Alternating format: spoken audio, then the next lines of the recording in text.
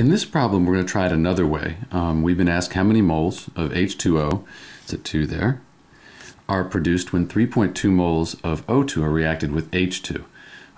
First thing we need to do is make sure we've got the balanced equation.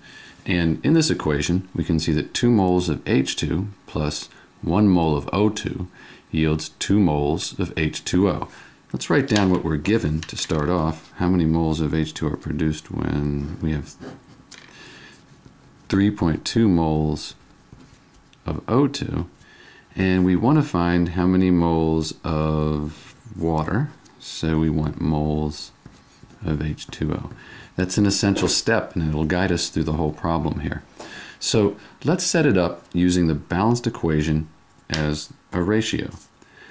I can see that I've got 1 mole of oxygen here, so I can say 1 mole of oxygen is to 3.2 moles of oxygen, as 2 moles is, and I want to find that, to X. If I do that, I can take and look at this ratio like this. I can say 1 over 3.2 equals 2 over X. If I cross multiply, I'll end up with X equals 1 times X, 2 times 3, 6.4. Now I need to go back and think about what I was trying to find, and I can see that X is under the water and I want moles of H2O. So that tells me that it's moles of H2O there, moles of H2O. That's our final answer. Let's see if it makes sense.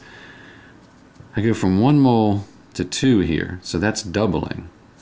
So if I go from 3.2, that should double, if I look at my ratio there, to 6.4. That's what I ended up, 6.4 moles of H2O. So that does make sense. The key here is really to identify what you're given, what you want to find, and then use those to set up a ratio, cross multiply, to find your final answer.